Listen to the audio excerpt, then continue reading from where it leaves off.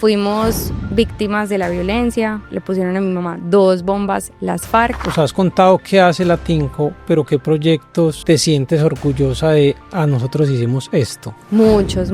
Yo siento que la Tinco se caracteriza no solamente por construir vías, sino por cambiar comunidades. La gente lo critica mucho, pero yo siento que es también un morral que llevabas al hombro de cómo me diferencio con esa etiqueta de la hija del dueño. ¿Cómo lograste quitarte esa etiqueta? No, yo creo que uno nunca se la quita. Uno la tiene estampada en la frente, acá, en todas partes, y creo que eso hace a uno una responsabilidad más grande. Tú aprendiste mucho de la escasez y a ser mucho más recursiva. ¿Eso cómo formó tu estilo de liderazgo y la Aleja que soy? Esa escasez te da recursividad, entonces identificas problemas rápido, porque cuando tienes bonanza vas un poco en coche, vas un poco en confort, entonces no te dedicas al detalle, a ver qué está sucediendo en cada proceso, entonces identificas problemas muy rápido. ¿Cómo viviste este proceso que hoy a Alejandra Pérez no le dan una tarjeta de crédito? Nunca hemos repartido un dividendo,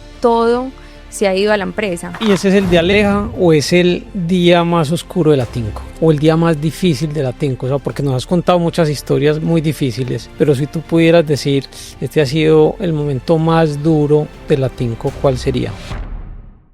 Hoy tenemos una invitada muy especial, una empresa que yo creo que es con la empresa que más estructuraciones y reestructuraciones de deuda hemos hecho, 3, una en 2015, otra en 2020 y la última en 2024.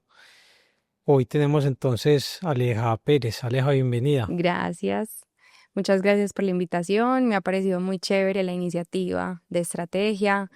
Nos da mucho panorama de todas las empresas invitadas que tienen. Me ha parecido muy bacana la iniciativa. De una forma muy resumida, porque ya vamos a hablar de ti y de la Tinco. ¿Quién es Aleja Pérez y qué es la Tinco? Bueno, creo que para hablar de Alejandra me debo remontar pues como a las generaciones, digamos, pasadas, que creo que han tenido mucha influencia en mí y en mi familia. Digamos que vengo de 2 familias del campo, la familia de mi mamá de Yolombó, la familia de mi papá de Yarumal, la familia de mi mamá constituida por una abuela entregada al hogar, muy amorosa, con un abuelo, digamos, profesor que rodaba de pueblo en pueblo, dependiendo de para dónde lo mandaran a dictar las clases, digamos, asociado al sector público de la educación, y una familia paterna con un abuelo que era camionero y una abuela que era profesora. Digamos, de ahí de ambas familias viene como la tenacidad, y creo que abrirnos al mundo de la ciudad, ambas familias vinieron a la ciudad para darle educación a sus hijos, cada familia de 7 hijos, y ahí yo creo que viene pues como todo el tema de querer darle lo mejor a la familia para educarse. Mis papás se conocieron en la universidad, mi mamá era una monitora, hacía topografías para poderse ayudar pues a la carrera, y mi papá trabajaba para la empresa de su padre, que vendía abarrotes en ese momento, entre Castilla, Aranjuez, trabajaba, y se conocieron, se casaron. Mi mamá le mandaba noticas de las clases del último semestre a mi papá en bus a Cartagena, que trabajaba allá, para que se pudiera graduar. Em, se casaron y mi papá lo trasladan para una obra en Neiva. Construyen Neiva San Vicente del Caguán en 1988 más o menos, en plena guerrilla, o sea, estaba en el nido de la guerrilla. Y allá nos tuvieron a mi hermana y a mí, se mudaron con mi hermano mayor, nos tuvieron a mi hermana y a mí, somos opitas, gracias pues a esa circunstancia pues de vida. Y allá tuvieron unos años muy felices, digamos, mi mamá siempre acompañó a mi papá como en todo su proceso, digamos, laboral, siempre fue un soporte muy importante para él, y allá montó una ferretería mientras estaba en embarazo mío.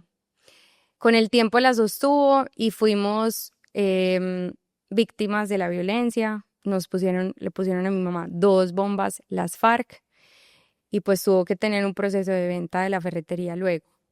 ¿Eso Ya fue se, viviendo en dónde?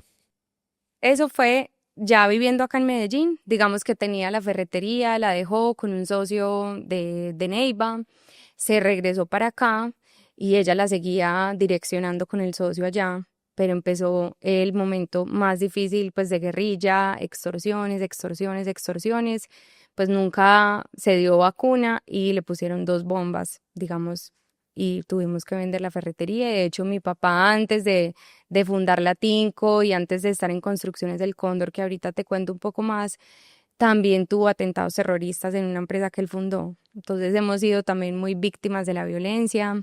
De hecho, mi mamá para poder saludar a mi papá se mudó a Neiva para poderlo ver cada mes y no cada 4 meses. Cuando estaba en Neiva para ir a saludar a mi papá al campamento, teníamos que decir que éramos hijos del conductor que nos llevaba, no podíamos decir que éramos del ingeniero.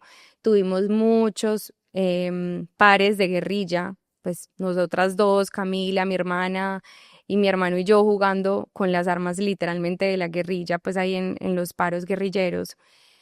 Fue un momento muy difícil de seguridad, pero creo que muy importante para la consolidación de la familia nuclear que hoy somos, porque mi mamá pues siempre acompañó a mi papá como en todos sus momentos. Entonces, digamos, es un poco de mi infancia temprana. Luego, Y espérame y te interrumpo, Aleja, antes de seguir con toda la historia, porque es importante como dar contexto a los que nos están viendo o oyendo, que es la Tinco, pero muy resumido, porque ahorita vamos a hablar de toda la ok, historia, de lo que hicieron, pero para que la gente sepa lo que está viendo, qué es la Tinco. bueno, la Tinco es una empresa de construcción, es de infraestructura, nos dedicamos a infraestructura vial, no infraestructura vertical, eh, carreteras, puentes, túneles, construcción de centrales hidroeléctricas, ahora tenemos una fábrica de estructuras metálicas, eso es en grosso modo la Tinco. Listo, y ahora sí volvamos a esa historia que estaba muy buena. Entonces, Ramiro pues se va, en ese momento trabaja en Construcciones del Cóndor, fue socio de Construcciones del Cóndor durante muchos años y mi Qué mamá, pena ahí de contexto, Ramiro, pues que mencionaste Ramiro, bueno, Ramiro es mi tu papá y papá, fundador sí, de qué la pena Tinco. ahí que siempre en la empresa, entonces ya no es mencionar el papá, sino Ramiro, entonces me quedo como con esa palabra. Mi papá entonces se va para Neiva, allá consolidan pues digamos como te digo una relación muy fuerte pues íntima familiar, mi mamá hace su emprendimiento, o sea yo siempre tuve una mamá emprendedora, trabajadora, pendiente de los hijos, mi papá de obra en obra, lo veíamos cada mes, mi mamá pues siempre muy pendiente de sus hijos y de su familia y luego volvemos a Medellín. Mi papá sigue siendo socio de Construcciones El Cóndor y recuerdo mucho mi niñez trabajando. Yo trabajo desde los 7 años. Eh, yo le decía a mi papá, llévame a la oficina, entonces me llevaba a la oficina. En ese momento las oficinas de Construcciones del Cóndor quedaban por Robledo y la oficina de él era como en un sótano y a mí me parecía, de niña me parecía la cosa más genial que él me llevara a la oficina. Tenía un mapa gigante de Colombia, me dedicaba a sacar fotocopias, a transferir llamadas. En ese momento existía el transfer, entonces yo era feliz transfiriendo llamadas. Llegaba a la casa cansadísima, luego me iba, ya más grande me fui varias veces para Neiva a atender la ferretería de mi mamá, todas las vacaciones. Bueno, siempre fui súper trabajadora, nos íbamos de vacaciones, todas las amiguitas de nosotros eran para Disney, Europa, y nosotros para dónde, para el pueblo donde estábamos haciendo la obra. Para las Entonces, obras. sí, nos íbamos para las obras, Alea, era... y eso que contabas, que en esa infancia estuviste más con tu mamá, porque seguramente tu papá le tocaba viajar mucho más. ¿Cómo marcó a la Aleja de hoy el haber estado, pues ya contaste que estuviste en las obras, pero también pasaste mucho más con con tu mamá en el inicio que con tu papá? Sí, sabes que yo siento que todos tomamos la información de manera diferente. Tal vez para mis hermanos tienen una visión distinta. Yo siento que enriqueció mucho a la familia porque mi mamá nunca fue, mire, su papá no está, tan difícil ese trabajo, no, siempre fue lo que hace el papá hay que agradecerlo, él no puede estar, pero yo estoy con ustedes, ha sido una decisión de familia. Entonces siento que fue muy orgánico para mí, como que no lo sentí como un abandono, ni tampoco víctima a mi mamá, pues como de un trabajo a distancia de mi papá. Siempre fue como una decisión familiar y un respaldo de mi mamá a mi papá. Entonces siento que lo tomé bien, pues lo tomé como debía hacer en ese momento, las circunstancias que les tocaron. Aleja, y entonces tuviste mucho el tema de empresa desde que estabas muy chiquita. O sea, Sí. tú quisiste ser empresaria, continuar con lo que tenía tu papá o ser empleada. O sea, ¿qué pensaba esa Aleja que iba a empezar en la universidad a estudiar? Bueno, chiquita en el momento de la historia en que estoy, siento que lo que me transfirió ese momento de vida fue la pasión como por las máquinas, por las obras, nos íbamos de vacaciones a las obras, entonces mi papá se iba a hacer vuelta nocturna, porque en ese momento las obras casi que eran 24 horas, entonces yo me ponía las boticas, la pijama de piecitos y me iba con mi papá feliz a ver todo, le preguntaba por qué la cuneta, por qué el box culvert, yo ya sabía que era todo. Entonces siento que lo que me transfirió fue pasión, más allá de pensar si voy a trabajar o no en la empresa. Siento que en ese momento de mi infancia lo que me dio fue como apertura en el mundo ingenieril. Nosotros decimos en la casa que no tomamos leche sino CPM porque desde que estoy chiquita vemos obras, vemos máquinas, vemos iniciativa de también transformar el país. Siento que mi familia también fue muy con temas sociales, muy nos tocan mucho los temas sociales, entonces es mejorar tu entorno, poder aportar al país en el que estamos, siempre hemos sido muy colombianos y aportarle al país, entonces siento que esa etapa temprana me trasladó eso. ¿Tú estudiaste qué, Aleja? Yo estudié ingeniería civil, Y apenas te graduaste o antes de graduarte hiciste la práctica ¿en dónde? hice la práctica en Brasil, digamos que después del colegio hice un intercambio a Inglaterra y a Francia. Todo el mundo ama Francia, todo el mundo ama París. Esto no se puede publicar mucho, pero no me gusta para nada. Fue una experiencia muy difícil para mí, porque llegué a una casa de familia pues uno acostumbrado acá al amor, al cariño, llegué todo cerrado, frío, no me hablaban, cada uno en su habitación, no entendía nada, me tocó en el sur de Francia, que siento que sí, en ese momento tenían problemas de migración, no me imagino ahora cómo están, entonces yo me sentía súper perseguida por las personas que estaban allá. Entonces no fue agradable, pero siento que esas experiencias pues son muy importantes y aportan mucho. Luego entré a la Universidad de Ingeniería Civil y me voy a hacer la práctica a Brasil. Fue lo mejor que me ha pasado en mi vida, de los momentos más felices que he tenido. Siento que Brasil es un mercado muy potente, es un país con mucho empuje, es un país que aprendes a tener diversidad, o sea, en la oficina te sientas con el rasta, con el metalero, con el, no sé, con el que piensa diferente a ti en absolutamente todo, pero hay ese respeto de esa diversidad. Entonces me encantó. Siento que son personas que aportan mucho porque en Colombia, cuando yo llegué, por todo nos quejamos, que es este frío, que es este calor, y allá es todo maravilloso, todo. Entonces me encantó esa ¿Y experiencia. cómo llegaste a Brasil? O sea, ¿por qué uno escoge, o yo no sé si la palabra escoge, pero cómo llegaste a hacer la práctica en Brasil? Bueno, decía como ya fui a Inglaterra a estudiar inglés, estuve en Francia, no me gustó mucho la experiencia europea, entonces miremos pues en Latinoamérica a aprender otro idioma, pues Brasil. Y nosotros tenemos muchos proveedores de maquinaria y uno de esos proveedores tenía maquila de maquinaria en Brasil. Entonces dije, bueno, pues consigámonos acá con este proveedor que me acepten en la fábrica de plantas de asfalto Virgen en Porto Alegre, Brasil. Y ahí llegué a Brasil. Bueno, y entonces apenas te graduaste, ¿entraste ya a la compañía de la familia o trabajaste por fuera de la empresa antes de entrar a la Tinco? Nunca he trabajado por fuera. Desde que, como te digo, desde chiquita, pues en el Cóndor, ya luego cuando fundamos la Tinco, en la Tinco, las vacaciones, todo.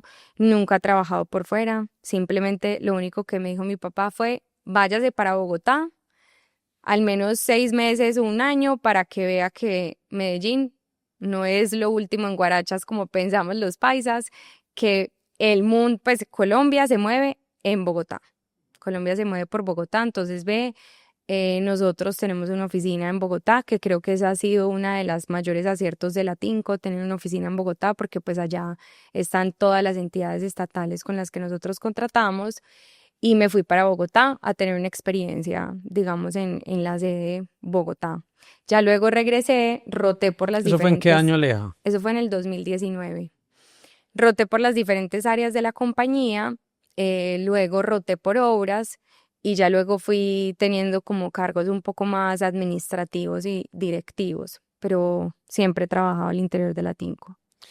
Lo he hablado con algunas de las personas que han pasado por este podcast y es el hijo del dueño, o aquí llegó la hija del dueño.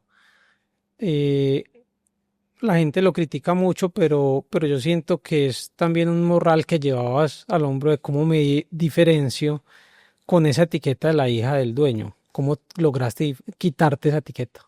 No, yo creo que uno nunca se la quita. Uno la tiene estampada en la frente, acá, en todas partes, y creo que eso hace a uno una responsabilidad más grande. Digamos que tienes que ser no solo bueno, sino mucho mejor que los demás para que la gente al menos empiece a respetar que no estás ahí simplemente por ser la hija del dueño, sino porque te has esforzado, trabajas, das ejemplo. Entonces no te la quitas, pero siento que al menos se amortigua un poco viendo que tienes las capacidades.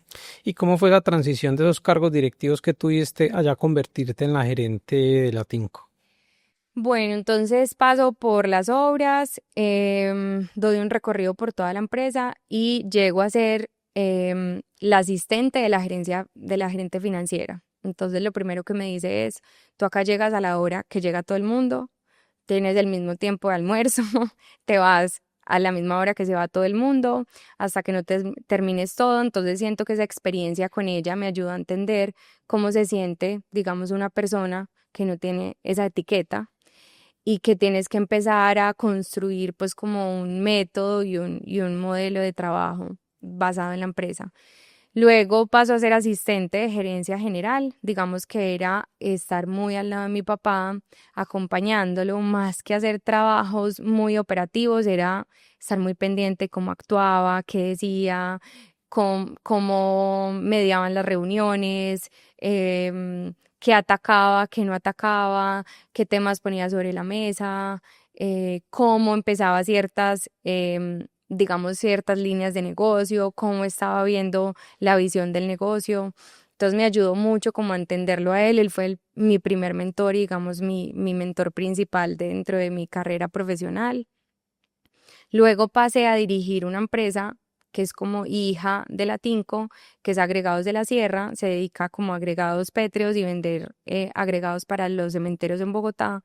Y ahí tuve como mi primera experiencia administrativa gerencial. Digamos que es una empresa 10 veces más pequeña que la Tinco, entonces podía tener como conexiones comerciales, administrativas con las personas de campo, tener de todo un poco.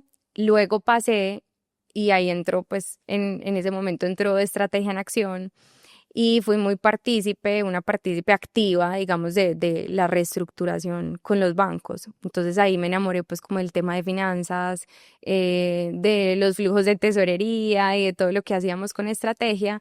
Pasé a la gerencia financiera y finalmente de la gerencia financiera paso a la gerencia general.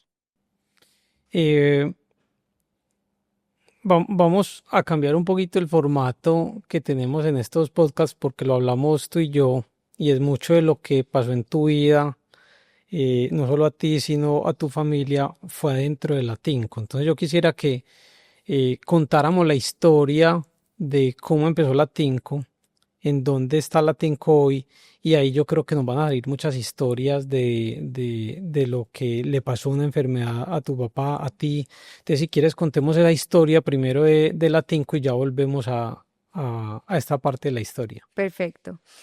Entonces, como te contaba, mi papá trabajaba en Construcciones del Cóndor, se devuelven para acá, 18 años de socio. Construcciones del Cóndor decide, el único miembro diferente a la familia socio era él. Entonces, Construcciones del Cóndor, dentro de pues un criterio muy válido, pues solo queremos familia, le ofreció en negociación de las acciones tener a la Tinco. La Tinco nace en el seno del Cóndor. Era una empresa, digamos, como visión, Construcciones del Cóndor para Latinoamérica, por eso surge el nombre de Latinoamericana de Construcciones, que por eso lo denominamos la Tinco corto, y le entregan, digamos, a mi papá y mi mamá la Tinco. Entonces, mi papá y mamá se sientan a pensar, bueno, ¿con quién emprendemos como este sueño de ser empresarios? Y llaman a dos tíos míos, hermanos de mi mamá. Ustedes se quieren unir a este sueño y empezaron. Ellos cuatro, digamos que serían los fundadores de la empresa, y mis hermanos somos socios también, pero pues en ese momento no aportábamos mayor cosa. Todo el mundo se reía de mi papá porque decía, tú estás con un kinder en pleno 2000, un país en déficit completo, inseguridad, déficit fiscal. em, Veníamos de un receso económico impresionante, la infraestructura no había nada, no salía nada. Empezaron esta aventura con dos volquetas, una recicladora, un bulldozer y una retro. Así empezaron haciendo obras de arte. Obras de arte en infraestructura son las alcantarillas, las cunetas, lo que le dejan al subcontratista. Así Ah, no empezamos. sabía que eso se llamaba así. Sí, todo el mundo se confunde, pues las obras de arte. Empezamos así. Luego empezamos a tomar experiencia, porque para licitar con el Estado necesitas experiencia. Y fuimos creciendo, cogiendo experiencia, ya no siendo subcontratistas de empresas importantes para ese momento. Empezamos una época de, digamos, bonanza, y creo que en las bonanzas, como dice mi papá, uno termina embriagado. Entonces hace muchas bobadas.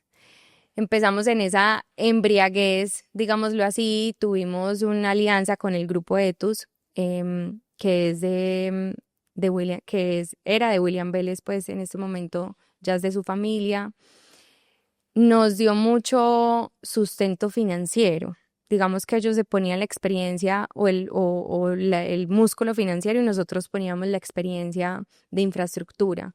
Y con el grupo Etus fuimos creciendo en obras importantes, hasta que llegó el tema de los NULE, 2010 más o menos. Luego Odebrecht, y para ese momento la Tinco había puesto 50.000 millones de pesos en equities.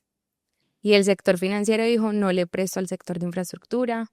Estos escándalos, pues no sabemos qué va a pasar con las empresas de infraestructura. Nos quedamos con 50.000 millones de pesos puestos en equity, con obligaciones de concesiones y todo el capital de trabajo puesto en las concesiones. Obras empezando, obras terminando. Se juntó como el caldo perfecto para una iliquidez. Eso más o menos fue en 2016.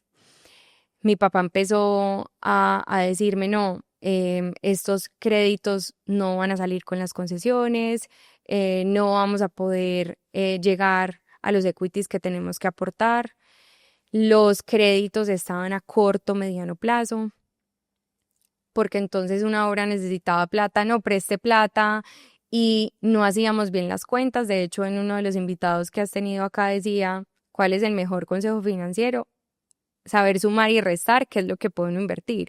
Y realmente yo creo que en esas bonanzas o en esos momentos de tanta liquidez, uno no hace las cuentas y invertimos más de lo que podíamos invertir.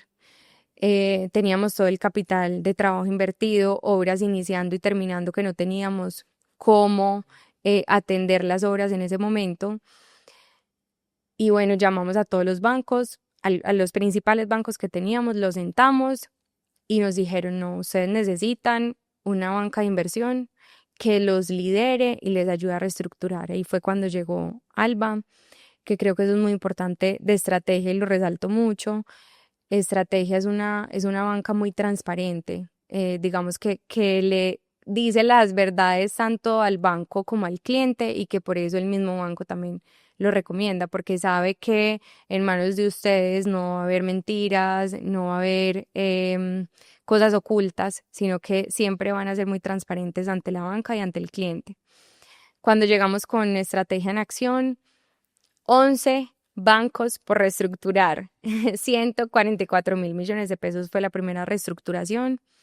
Como le digo yo a la gente, teníamos hasta el banco de sangre. Em, Cogieron esos 11 bancos realmente estrategia en cabeza de Alba. Fue un año, como año y medio de negociación, muy difícil, pero logramos llegar pues como a una reestructuración. En ese momento, después de haber firmado la reestructuración y mi papá lidiando con una concesión que teníamos muy en problema en ese momento, que era Aliadas para el Progreso, le dio el infarto, el primer suceso de Vení, salud. espérame que ya vamos a entrar a esa historia que es muy importante, pero quisiera preguntarte, Aleja, y es de esa primera reestructuración, ¿qué funcionó y qué no funcionó? Yo creo que funcionó todo muy bien, porque mira que las cifras de la Tinco después del 2017 de haber tomado aire con esa reestructuración, porque realmente nosotros pagábamos 1.000 millones de pesos mensuales de servicio a la deuda y pasamos a pagar, no sé, 100. O sea, el alivio a caja fue gigante. Tomamos mucho aliento. 2018 fue un buen año, 2019 fue de los mejores años. 2020 fue bueno y ahí empieza pandemia, que ahí empiezan otros dolores. Entonces creo que de la primera reestructuración, si no hubiera llegado COVID y demás, funcionó todo muy bien. Yo creo que fue una muy buena reestructuración. Aleja, hay otro tema que habíamos hablado tú y yo, y es la Tinco contrata con el Estado. Entonces Sí. es muy diferente al resto de compañías que han pasado por acá, pues que pueden proyectar, no voy a decir que fácil, pero pueden proyectar la demanda y proyectar a 1, 2, 3 años. ¿Cómo funciona esto con el Estado y qué tan fácil o qué tan difícil es saber cuánto voy a tener dentro de 1, 2, 3, 4, 5 años? Bueno, eso es un deseo. Nosotros nos toca salir a mercar diario. Si nosotros tenemos 2 años de backlog, es mucho. O sea, nos daríamos por muy bien servidos. Normalmente lo que tratamos de tener es al menos un año vista contratado. Es muy difícil. De hecho, estos 2 últimos años, eh, los oferentes se han duplicado y casi triplicado en las licitaciones que hemos ido. El porcentaje de éxito que antes teníamos era el 35% en las licitaciones que presentábamos, ya es del 10, 12, este año 0%. También tiene que ver mucho el momento del Estado, del gobierno, qué tanta inversión en infraestructura quiere tener. Entonces juegan demasiadas variables, no es una empresa que pueda tener un mercado garantizado. Como te digo, es un deseo, pero siempre toca una estrategia comercial muy fuerte. Por eso también tenemos pues como la sede en Bogotá. Uno de mis tíos que te contaba que era el socio, que es uno de los socios, es un teso en temas comerciales. Y al final también es muy difícil porque es casi que una balota. O sea, en las licitaciones con el Invías, con el IQ, con los principales clientes que nosotros tenemos, Findeter, eso es una balota. O sea, la TRM el día anterior, el último dígito, esa es la fórmula que queda y son 4 fórmulas. Y sobre esas 4 fórmulas, sorteo. O sea, casi que son 2 sorteos y 2 cosas muy aleatorias que no puedes como controlar. Entonces es difícil pronosticar, digamos, el ingreso con estrategias de mercado y demás. Te tienes que ceñir mucho a lo que el Estado en ese momento esté dispuesto a invertir en inversión. Sí, total, o sea, lo que el gobierno quiera hacer y si el gobierno jalona la infraestructura a ustedes les va a ir mucho mejor, pero si el gobierno no está trabajando tanto con la infraestructura se les van De acuerdo. a acabar los negocios. Ahí que mencionas el tema de familia y ahorita contaste que estaban tus tíos y tu papá, ¿cómo es trabajar en una empresa? La mayoría de empresas son familiares, pero esta es mucho más familiar. Sí. Es difícil, pero gracias a, digamos, a la formación familiar, sobre todo del lado de mi mamá, que es tener siempre una familia unida, y por encima de muchas cosas la familia, siento que ha habido mucho respeto. No han faltado, digamos, las circunstancias difíciles de maniobrar, sobre todo, digamos, los últimos años de situaciones financieras difíciles, si ha habido de pronto más diferencias y sobre todo uno empieza de quién fue la culpa, como tratar de buscar, y siento que es muy humano, ¿cierto? Tratar de buscar como las razones o los culpables, pero siento que en medio de todo ha sido una relación muy buena. Somos víctimas de lo que sufren todas las empresas familiares, que la primera comunión es el comité, que la junta es lo mismo que la asamblea, que un domingo a las 3 de la tarde se citan para hablar de un tema de una obra.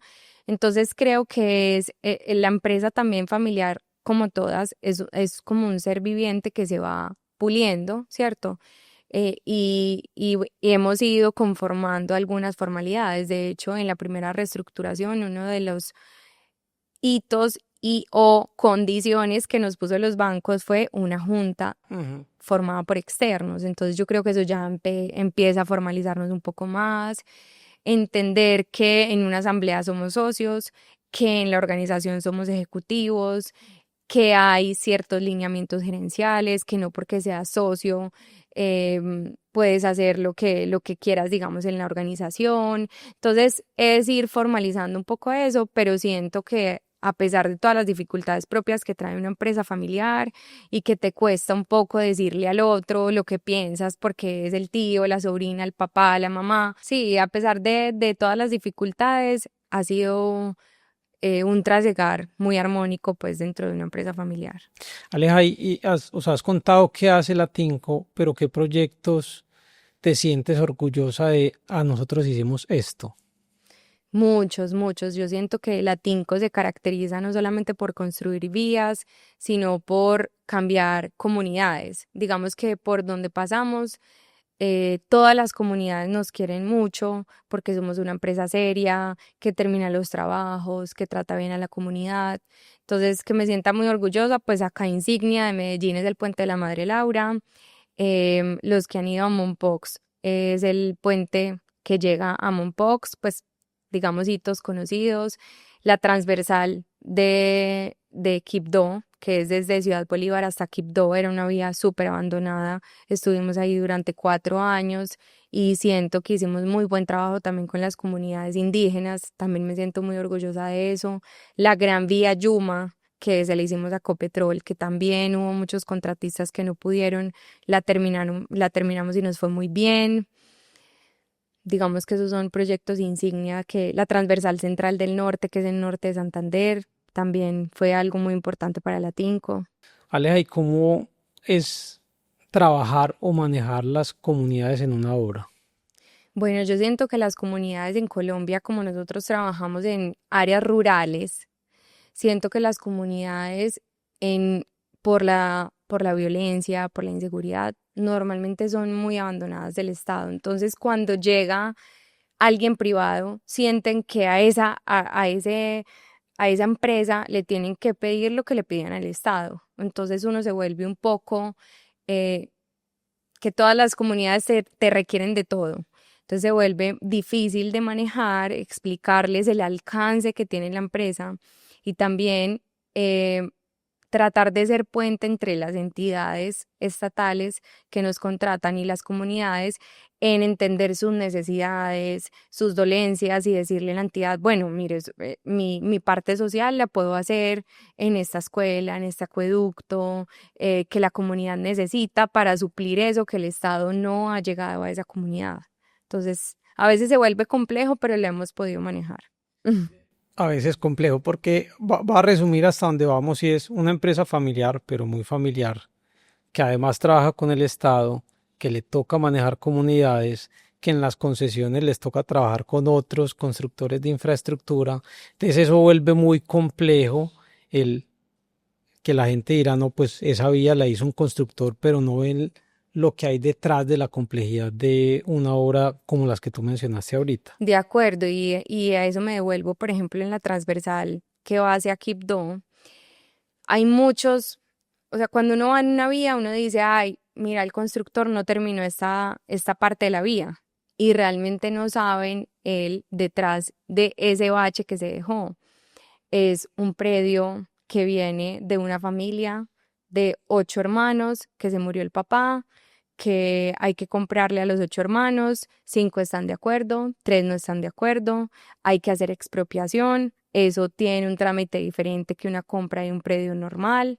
Para hacer expropiación hay que llevarlo al Invías y terminamos la obra. Se acabó la plata y ese predio no se pudo intervenir. Entonces, digamos que más allá de lo que el constructor pueda hacer, nosotros somos facilitadores, pero al final no podemos hacer absolutamente todo. Y es cierto lo que tú dices, la gente no ve el más allá de esos intríngulis que tenemos que lidiar con las comunidades, temas prediales y demás. Bueno, siguiendo el hilo de la conversación que teníamos, entonces se hizo la primera reestructuración, llega pandemia, ibas a contar algo de tu papá, pero ahí adelantando pasa una segunda reestructuración. Sí, entonces el infarto de mi papá, me acuerdo, él estaba en Bogotá, me llama mi prima, que estaba en ese momento en Bogotá, trabajaba también para la empresa, otra Otro persona de la familiar. familia, me llama Ale, en este momento estamos en la clínica Santa Fe, tu papá le dio un infarto, tiene 10 médicos encima. Yo dije, está muy mal, pues para tener 10 médicos encima está muy mal. Me dijo, ya lo están atendiendo, tranquila. Llegamos a Bogotá, toda la familia, acompañarlo. Nos tocó, bueno, mirar dónde nos quedábamos y demás. Él entró en un momento, dicen que siempre que te interviene en el corazón o pasa algo del corazón, tienes un momento depresivo.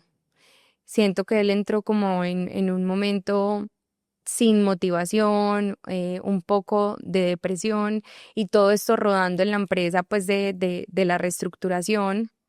Pero como te digo, pudimos coger como alas en 2017, 18, 19. Llega pandemia. El presidente Iván Duque, recuerdo, dice, todo se suspende. Yo dije, Dios mío, ¿de qué vamos a vivir? ¿Qué vamos a hacer? Tenemos un montón de deudas por pagar, esto cerrado. O sea, yo no sabía qué íbamos a hacer todos en la incógnita. Y la pandemia encareció muchísimo los materiales por el tema de transporte. Más o menos tuvimos unos incrementos en materiales, te podría decir, de 70.000 millones de pesos. Las tasas de interés al alza se hacía insostenible. Entonces nos reuníamos todos los días de nuevo con Estrategia en Acción y Alba nos decía, esto es tesorería de guerra. Todos los días vamos a mirar la tesorería. Y bueno, cuidamos mucho la empresa, las decisiones, qué vamos a pagar, cómo vamos a pagar, dándole prioridad siempre a los empleos. Y fuimos muy afortunados que fue de los sectores que primero se reactivó. Digamos, la infraestructura más o menos a los 2 meses se reactivó, pero el coletazo del alza de insumos y de las tasas de interés no pudimos, digamos, absorberlo. La empresa no lo pudo absorber y comenzamos para atrás, para atrás, para atrás, ahogados con proveedores, de nuevo y líquidos, hasta que le dijimos a estrategia, no, necesitamos una ayuda con el sector financiero.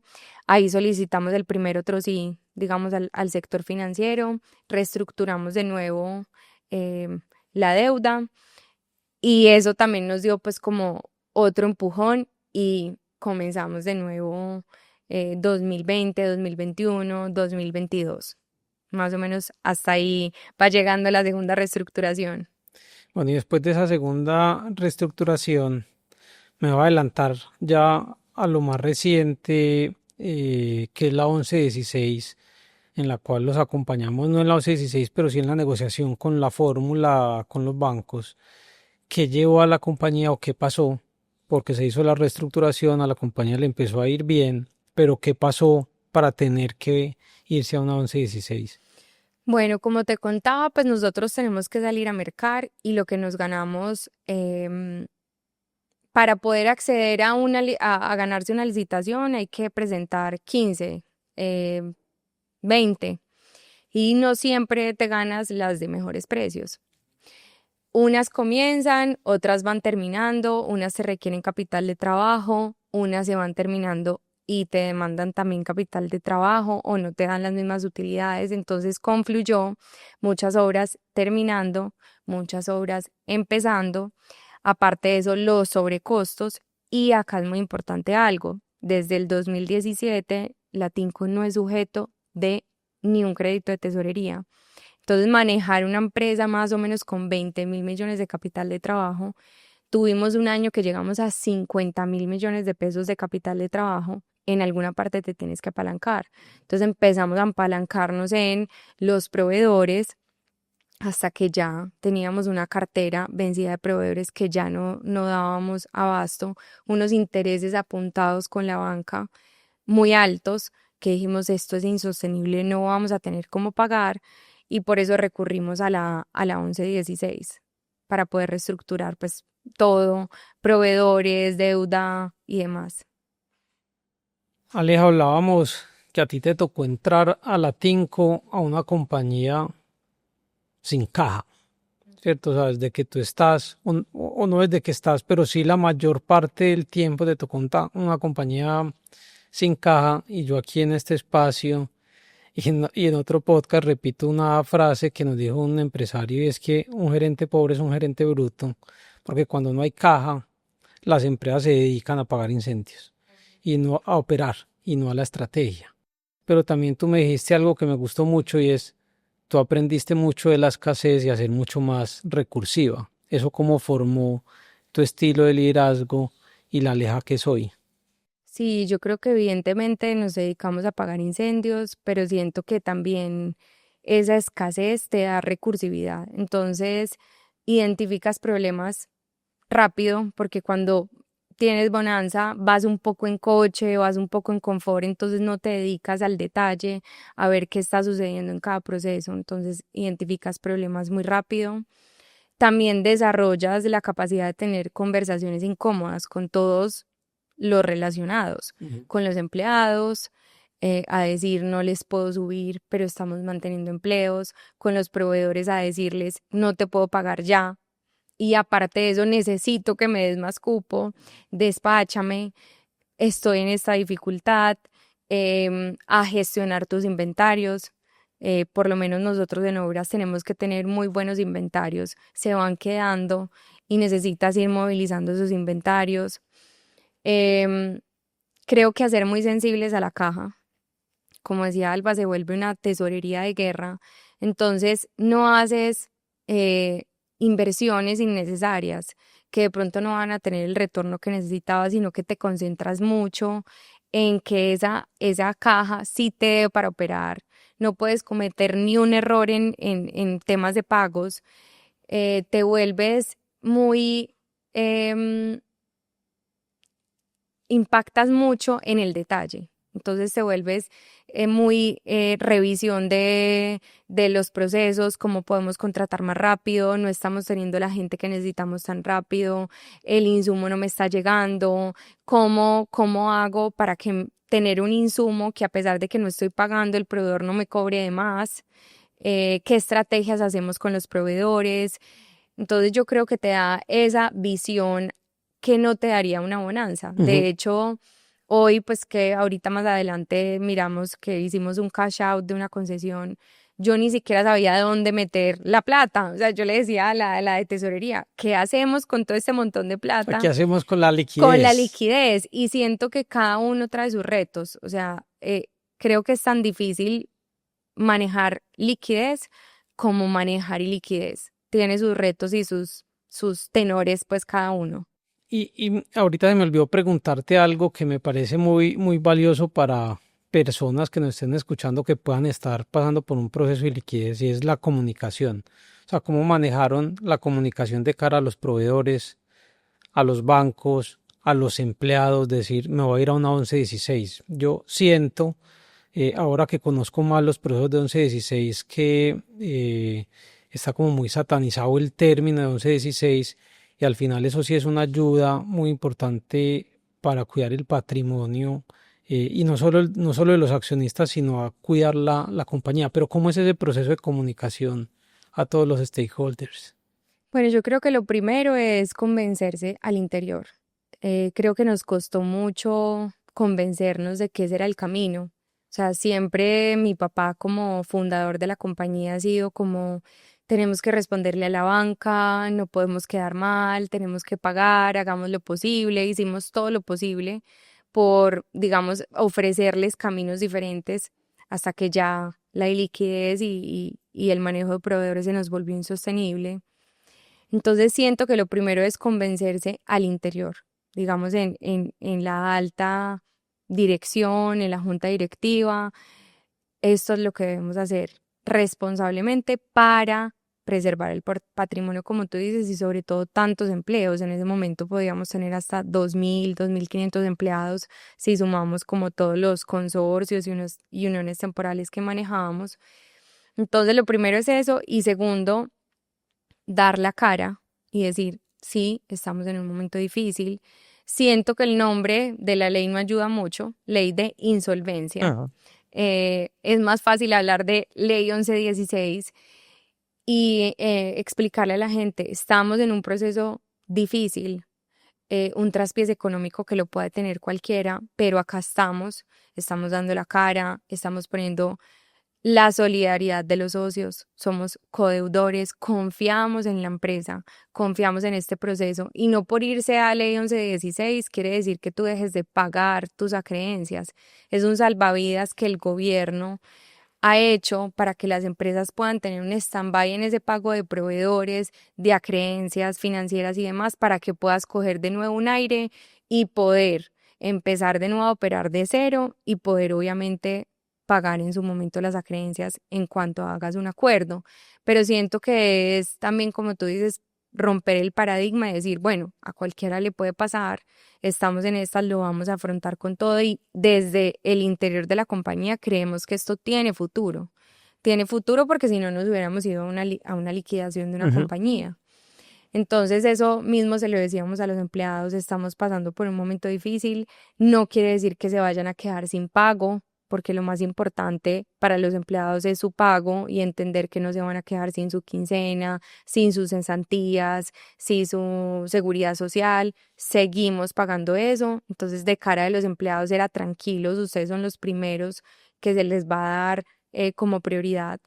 Ante los proveedores, sí es un tema muy difícil porque quedan carteras atrapadas y aparte tú tienes que seguir con los mismos proveedores pidiéndoles lo mismo. Entonces hacíamos una ronda de los principales proveedores, les mostrábamos qué nos llevó a esa situación, cómo la habíamos estructurado, que pagándole a los bancos que teníamos, digamos, un camino para pagarle a los bancos, luego seguían ellos y que más tarde, que más temprano que tarde les pagaríamos, mostrándoles qué trabajos teníamos, mostrándoles que también esto es un corte, pero que acá en adelante la empresa continuaba necesitando a los proveedores y que habría que pagar anticipadamente.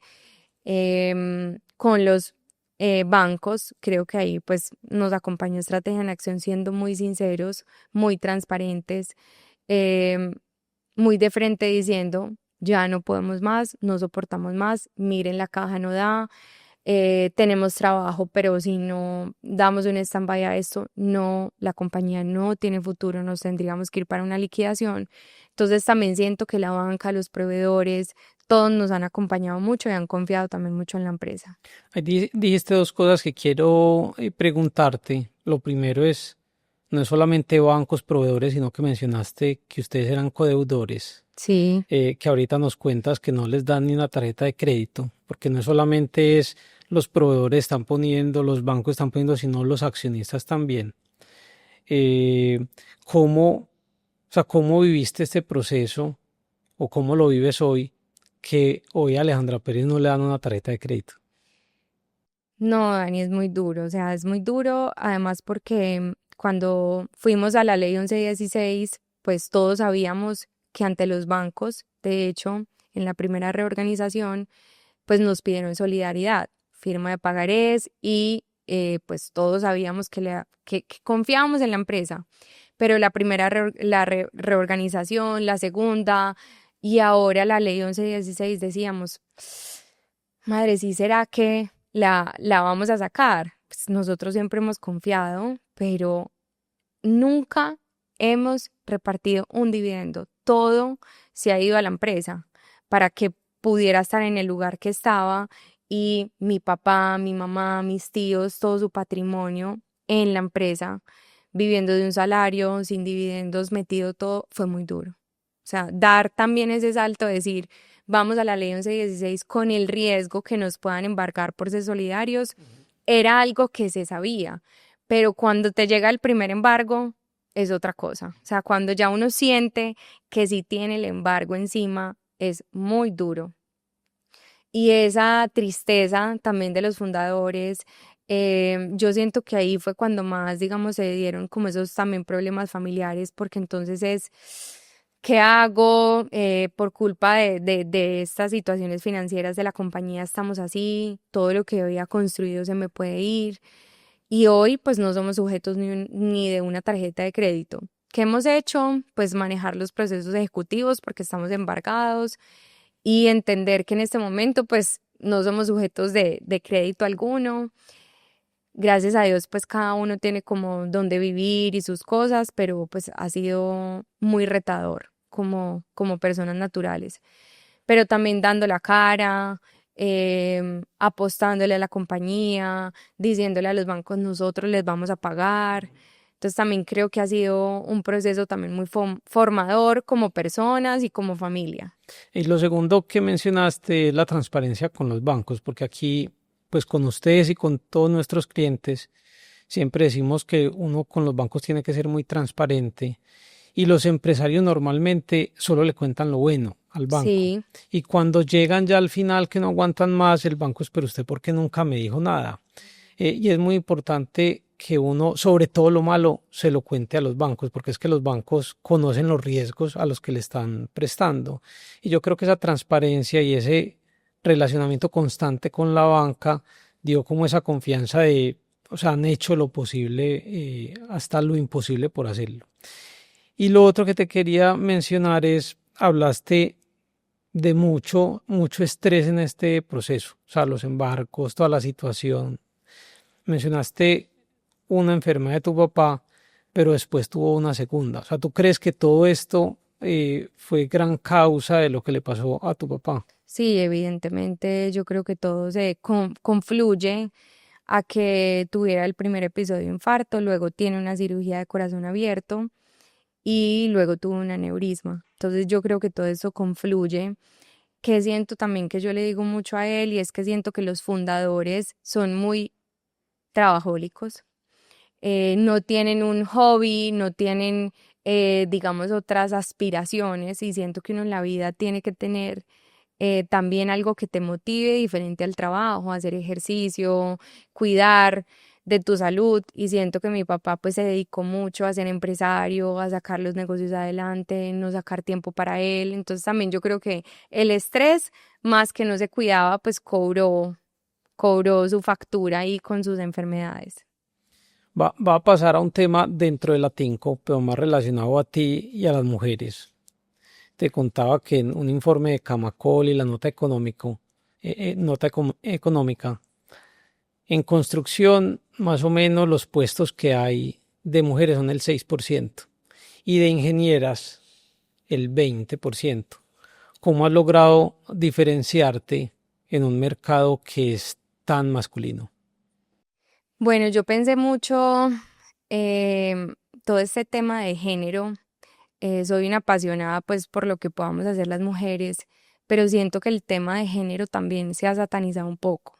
Siento que se ha vuelto un tema de moda, siento que se ha vuelto un tema de victimizarse. Entonces yo creo que hay que darle un giro y, y es donde hay oportunidades, las mujeres han estado y han triunfado. O sea, hace menos de un siglo, en 1935, apenas las mujeres en Colombia podíamos ir a la universidad. Entonces, ya que sí se han creado las oportunidades, hay mujeres muy importantes, digamos, en el país. De hecho, pues empezando por mi familia, mi mamá, mi tía, que es una abogada súper tesa constitucionalista. En Colombia tenemos ejemplos, la presidenta de Corfi Colombiana, de Banco Popular, de Alpina. Bueno, podría decir un montón de ejemplos en el mundo, primeras ministras, jóvenes. Entonces creo que hay que cambiar un poco ese panorama de género y no volverlo una victimización y un tema de cuotas, porque también hay hombres muy tesos. O Ujú. sea, las oportunidades hay que tenerlas y el que llegue, que sea el mejor, independiente si es mujer o hombre. Entonces yo siento que en el medio nunca he sentido como un traspié por ser mujer, sino que es algo muy natural. O sea, el que llegue a estar, no importa que sea mujer o hombre, si es bueno, se da la oportunidad. Entonces nunca he sentido como un rechazo o como una insinuación de que por ser mujer en este medio tan masculino no tendrías derecho a participar. Nunca lo he sentido. En realidad yo creo que ahora las oportunidades están dadas, ya ahora hay más mujeres en las aulas que hombres. Entonces, qué rico que las oportunidades estén, sea para hombres o para mujeres. Siento que no podemos ser víctimas de un tema de género. No, muy valioso lo que dices y lo comparto al 100%. Ahí siguiendo con tu historia, tú tuviste un momento muy complejo Ujú. cuando tuviste a tu hijo. ¿Qué te pasó? Sí, entonces estábamos en medio de ese post-COVID, em, y quedé en embarazo y todo el embarazo eran reuniones súper tensionantes con los bancos, con los proveedores. No hay nómina, no hay para pagar seguridad social, ¿qué vamos a hacer? Tenemos que reunirnos con este proveedor. O sea, todos los días era un tema de soluciones, soluciones, soluciones. Y llegó la semana 37, me levanté con un poquito de dolor de cabeza, le dije a mi esposo, revisa este tensiómetro, yo creo que está malo. Esa presión que me sale ahí no puede ser. Se me dio la presión perfecta y la mía 190/100. Y con 140 me debía ir para el hospital de urgencia. Entonces le dije a mi esposo, no, pues yo termino la junta y nos vamos para el hospital. Y la ginecóloga como, ¿cuál junta? O sea, para acá ya, te tenés que ir. Entonces nos fuimos para el hospital, llegué preeclampsia severa, me pasaron para cesárea de emergencia y en la cesárea de emergencia se juntó con un código rojo que es pérdida de sangre. Uno tiene 5 litros de sangre, yo perdí 2,5, o sea, la mitad de sangre. Entré pues en un momento, casi me desmayo pues digamos en el parto y pasé a UCI. No pude ver durante 4 días a mi hijo. O sea, para mí eso sí fue muy muy impactante. Digamos que los primeros meses no podía ni hablar del tema porque me ponía a llorar. Una mamá que espera tener a su hijo en los brazos, poderlo amamantar y demás. Y yo pasar a la UCI, simplemente me lo mostraron, este es tu hijo, este es Emilio, y ya cada uno para UCI. Y para mi esposo, pues ni qué decir que fue como un evento muy traumático. y yo creo que pues fue producto, digamos, de todo ese estrés que veníamos desde 2017 enfrentando. O sea, es que ya vamos a ajustar casi 10 años de un estrés del día a día, de no hay para pagar nómina, haga una provisión, No, hable con el de proveedor, un estrés que se vuelve la normalidad. O la sea, se normalidad. vuelve tu día a día. Exacto, ya uno coge callo, pero eso no quiere decir que sea bueno. Entonces sí creo que ese cúmulo de estrés me llevó a esa preeclampsia. Ale, ese fue tu día más oscuro. Mi día más oscuro personal fue ese, pero no tanto por el código rojo, porque siento que para mi esposo fue el código rojo, pues es que eran médicos, o sea, yo era como un exorcista en la camilla. Él se volteaba, el bebé con tubitos, yéndose para una UCI, se volteaba y yo desangrada, los médicos contando sábanas de sangre, el sangrado no paraba, pues para él eso fue lo traumático. Para mí, yo veía la cara del anestesiólogo que me decía, tranquila, estás teniendo un episodio de sangrado excesivo, lo estamos controlando, me manejó súper bien, yo me sentía mareada además, pero para mí lo traumático fue no tener a mi bebé, fue muy diferente a mi esposo. Y 4 días yo sin poderlo ver, sin poderlo tocar, ni siquiera me dejaban una foto porque estaba en UCI, ese sí fue uno de mis días más oscuros personales. Y laboral, creo que fue cuando el presidente Iván Duque dio el anuncio de la pandemia, que dije, ¿qué vamos a hacer? Se va a quebrar la empresa, o sea, no vamos a tener Y dónde ese es el de trabajar. Alejo, al de Aleja, o es el día más oscuro de la Tinco, o el día más difícil de la Tinco, o sea, porque nos has contado muchas historias muy difíciles, pero si tú pudieras decir, este ha sido el momento más duro de la Tinco, ¿cuál sería? No, es que hemos tenido tantos que no, o sea, hemos tenido muchos días oscuros. Yo creo que em, cada reunión con bancos, Alba salía tranquila y nosotros salíamos, esto es lo peor que nos ha sucedido, ya dijeron que no, y ella decía, no, tranquilos, es una negociación, o sea, entender ese estrés también de una negociación, nosotros no es nuestro know-how, de ¿No? ustedes sí, Y quitarle el corazón. Pues exacto. al final no es nuestra empresa, ¿cierto? O sea, nosotros, pues tú has visto que sí nos ponemos la camiseta y siempre hablamos de nosotros y nosotros, pero al final tú estás negociando a tu hijo. Entonces le ponen mucho corazón a a la Exacto, entonces uno negociación. sale con el corazón partido, me dijeron que no.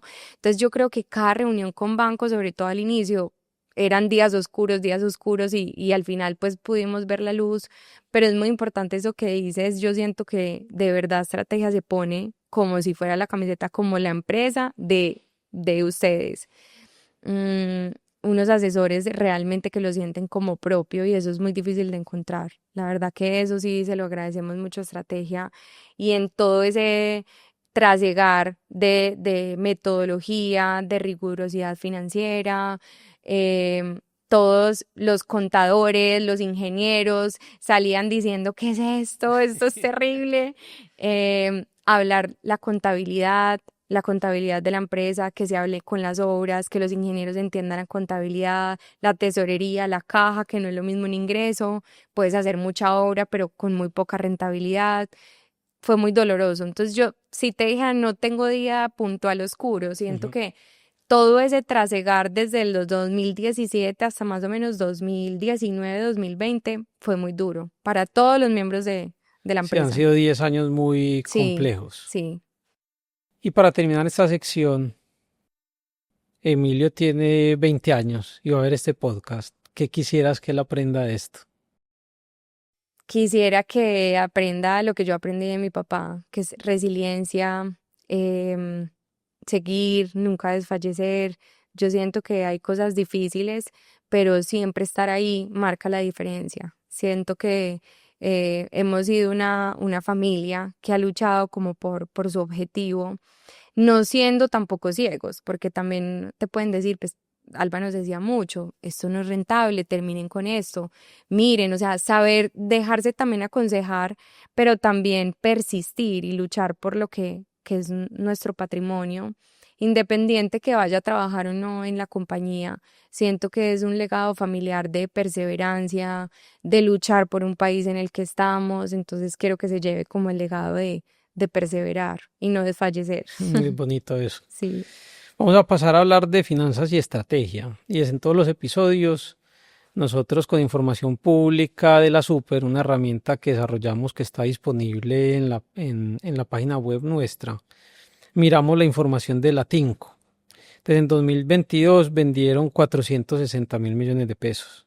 El año pasado vendieron 176.000 con una EBITDA de 13.000 millones de pesos. ¿Qué es lo que ha pasado en estos últimos 5 años en la compañía?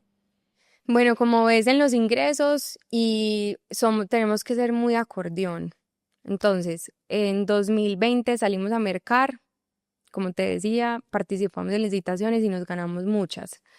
También siento que parte del aprendizaje es saber renunciar y decir, no puedo hacer todo esto, tengo que buscar quién lo haga, quién quiere tener este contrato, pero no, digamos que dijimos vamos a hacerlo todo y siento que ahí perdimos mucho el control. Entonces, siento que los márgenes se deterioraron mucho y hay que ser muy rápidos en toma de decisiones. Entonces, tenemos mucho trabajo, hay que em, robustecernos en la parte administrativa, en el talento que tenemos y tiene que estar muy sólido, cosa que no teníamos en ese momento. Pero también cuando vienen menos trabajo, hay que ser muy efectivo en reducir el staff administrativo, reducir el staff operativo y creo que también nos hemos demorado como en encontrar ese balance y en llegar a un punto o un tamaño ideal. También trayendo pues los sobrecostos de todo lo que nos ha sucedido. Entonces siento que ha sido pues como encontrar ese balance. Y también obras que no han sido las mejores. Digamos que en precios de venta, también no tener caja dificulta mucho todo porque tú puedes inventariar una obra y tenerle el asfalto, pero si no llega el asfalto son 5, 6 días de que no produces y eso cuenta demasiado en una obra. Ujú. Entonces siento que también la escasez de caja nos ha bajado mucho los márgenes. Ahí que mencionas escasez de caja y liquidez, siempre preguntamos a las personas que han pasado por acá de cuáles son sus principales indicadores, pero una cosa es el indicador de una compañía con liquidez que está en crecimiento, pero otra es una compañía que no tiene caja. ¿Cuáles son los principales indicadores para ti para saber si las cosas van mejorando?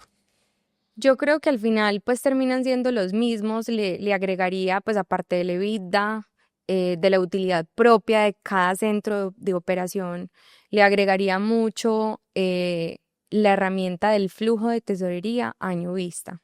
¿Por qué? Porque en él vemos los momentos y los meses que va a haber más deficiencia. Entonces, ¿cómo nos vamos a cubrir para ese momento? Entonces, nos tenemos que apalancar en proveedores o vamos a tener que ser más eficientes en el cobro de la cartera los meses antes. Em, la devolución de impuestos, que ha sido algo que hemos venido haciendo, la tenemos que hacer antes de lo planeado. Entonces siento que ese flujo de tesorería que nos enseñó pues estrategia y que lo implementamos ha sido uno de los más que indicadores, un método que nos ha ayudado a trasegar A las herramientas de gestión. esa herramienta de gestión, esa liquidez, porque entonces te tienes que adelantar, vamos a apalancarnos, por ejemplo, en los anticipos de los contratos, entonces vamos a pagar, digamos, proveedores importantes que necesitamos en esta obra vía anticipos y le decimos, deme una espera en la cartera de la Tinco porque mire que por acá yo ya le estoy pagando, entonces ha sido creo yo que es un modelo de gestión importante.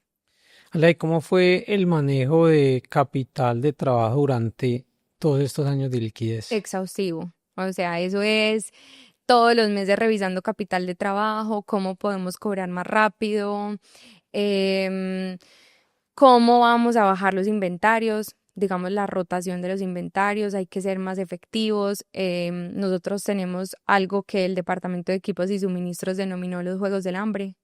Todas las obras pedían, pues porque en las obras, digamos que la gente, aparte de la oficina central, se demora un poco más para entender el problema, porque no lo están viviendo en el día a día.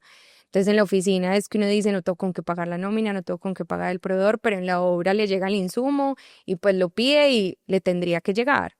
Entonces, digamos que tener una sensibilidad, obra, oficina central fue y yo creo que sigue siendo un poco más difícil que ellos tengan esa sensibilidad. Entonces, los Juegos del Hambre era, pedían 100, podemos despacharles 10. Ujú. O sea, cortábamos de raíz cualquier pedido y por eso mismo también seguramente en las obras llegaba menos y podíamos hacer menos ingreso, menos margen, entonces también se vuelve un círculo vicioso que tienes que saber administrar muy bien y hasta dónde vas a tener esa capacidad de estrechar pues la compra de una obra, que si le puedes despachar, que no le puedes despachar, en dónde vas negociando con el proveedor para que te despache asfalto para esta obra que tiene mayor requerimiento de asfalto y esta de cemento. Entonces se vuelve como un rompecabezas todo el tiempo, a toda hora, uno tratando de armar el rompecabezas. Y ahorita mencionaste algo de gobierno corporativo, pero vuelvo y digo, o sea, una cosa es un gobierno corporativo en una compañía líquida, otra es una compañía en crisis. Pongamos la palabra crisis. ¿Qué tan importante ha sido el gobierno corporativo para la Tinco? Bueno, nosotros no tenemos un gobierno corporativo, que yo creo que estamos en deuda pues de construirlo, digamos, de manera formal. Pero creo que sí ha ido estructurando de manera como muy orgánica gracias a todo eso y a tener una junta, digamos, externa. Entonces, una junta externa y dice, bueno, ¿cuáles son las políticas de ustedes en adquisición, por ejemplo, de equipos? ¿Cuáles son las políticas de ustedes en el manejo de la caja? ¿Cuáles son las políticas de ustedes en el manejo de la contratación? ¿Cuáles son las políticas de ustedes en el tema de inventarios? Entonces, creo que la junta exigiendo resultados, también exigiendo ciertos comportamientos de cada una de las gerencias, va como llevándolo a un camino de un gobierno corporativo em, orgánico que se va desarrollando. Sin embargo, pues no tenemos a hoy un gobierno corporativo formal que lo deberíamos hacer, pues en 2026 estamos en mora de hacerlo. Pero en una compañía tan familiar, Aleja, o sea, el protocolo de familia de quiénes pueden trabajar y quiénes no, también lo va a mezclar con una pregunta de cómo ya tú eres hoy la gerente, entonces tus tíos, que son los socios, ya no ven que es la sobrina, sino que es Alejandra Pérez, la gerente, y tus primos o primas o hermano o hermana que trabajan o trabajaban en la compañía, no vean a la hermana, a la prima, sino que vean a Alejandra Pérez, la gerente. Bueno, yo creo que eso cuesta, como te digo, también es un recorrido de respeto, de ejemplo, de trabajo, también de mucha conciencia de cada uno y de mucha responsabilidad. Entonces, también, bueno, yo ocupo un cargo de dirección, de alta dirección, debo responder por lo mío.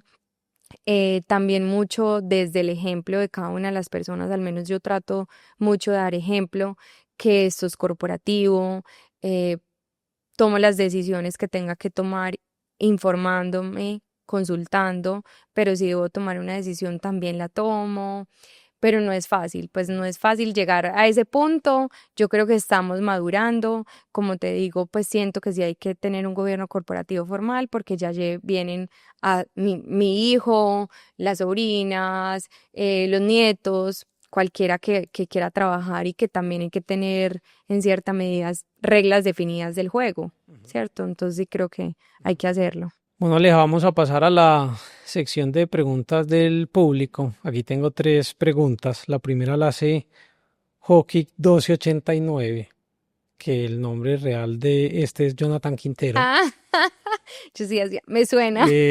Aleja se ríe porque Jonathan trabajó con nosotros 10 años y le tocó las primeras dos reestructuraciones Sí. no, miento, las tres Ujú. reestructuraciones de la Tinco.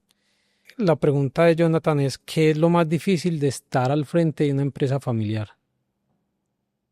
Separar los roles y saber que cruzas la puerta y sigues siendo familia eh, y sigues teniendo participación en las reuniones familiares, sigues queriendo a tu papá, a tu mamá, a tu tío, a tu primo.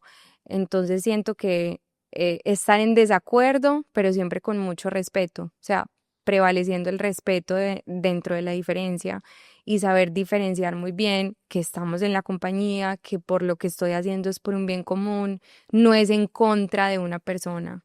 es en pro de una empresa Ajá. y que la opinión de cada uno es válida, pero que al final prima quién deba tomar la decisión. Ujú. Eso me parece lo más difícil. Santiago Vélez pregunta cómo se analiza el backlog de una constructora. Y si quieres, expliquemos, ahorita mencionaste backlog, pero no te quise interrumpir porque Ujú. venía esa pregunta.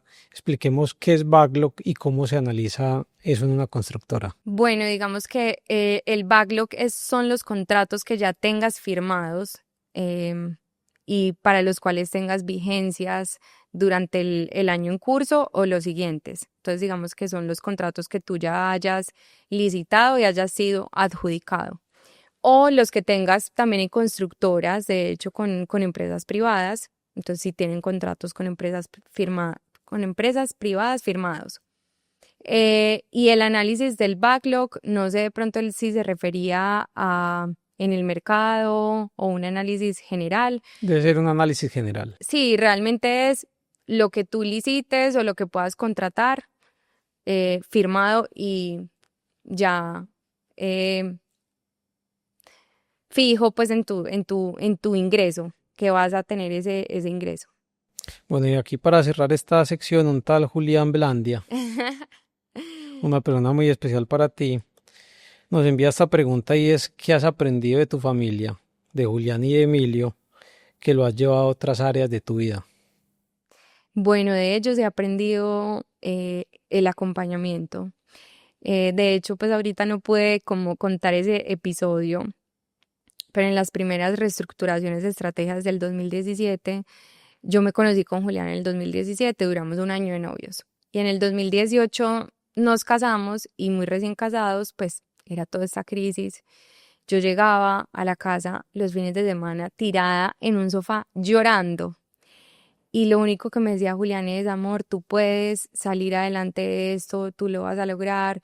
Vámonos a comer mangoviche con sal y limón, que es lo que más me gusta, al MAM, a caminar, a ver otras cosas. Entonces yo siento que el respaldo es un respaldo sin límite. O sea, como mi mamá respaldó a mi papá, siento que Julián me respalda mucho. Hablando de género, siento que no es fácil de pronto tener a una esposa que tenga que viajar, trabajar tanto. Normalmente son los hombres quienes están más ausentes, trabajando más. Julián no ha tenido problemas en acompañarme en eso y Emilio ha sido pues una de mis motivaciones más relevantes. Entonces creo que el sostén emocional ha sido muy importante para mí, ellos dos.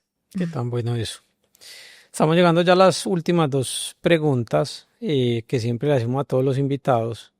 La primera es: ¿cuál es el mejor consejo financiero que te han dado? No, creo que nos lo dio Alba y pues toda estrategia en acción es cuidar la caja. Siento que a veces nos fijamos mucho en un ingreso, en una utilidad, pero realmente esa no es la caja que te queda. Entonces es fíjate mucho en la caja y no descuidar la liquidez, porque por eso nos enfrentamos a las dificultades que nos enfrentamos. Y creo que muy unido a muchos invitados que te han dicho es hacer bien las cuentas. Uno se gana algo y de esa porción que te ganas, ¿a qué lo vas a destinar? No, al contrario, ¿qué quiero destinar? Y después mirar si lo Si me tengo lo o gano. no. Exacto. Y para terminar, ¿cuál es tu error favorito? De ese error que más has aprendido en tu vida.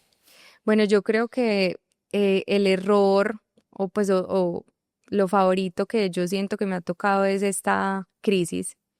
Ha sido duro personalmente, ha sido desgastante, tantos años, pero siento que ha formado como el espíritu también de perseverancia, de emprendimiento, de dar la cara, de lo que soy hoy, de la profesional que soy hoy. Entonces agradezco a la vida que me haya pasado pues como estas dificultades. Bueno, Aleja, no, yo te quiero agradecer porque siento que es un episodio muy diferente a todos, donde hay muchas cosas para aprender porque son 10 años que realmente se viven en crisis. O Ujú. sea, toda la admiración a ti, a tu Gracias. papá y a tu familia, porque sabemos que han sido años muy complejos y que desde afuera se ve muy fácil. Y al final ustedes han puesto todo, incluido, como mencionabas ahorita, tu patrimonio y sus firmas para sacar esto adelante. Porque Sí, el camino más fácil hubiera sido liquidemos la compañía y no demos la pelea. Entonces, toda la admiración por ustedes y gracias. muchas gracias por abrirte ante todos nosotros. Gracias a ustedes por la invitación y de verdad que muy chévere que sigan con esta iniciativa. Bueno, gracias. Gracias.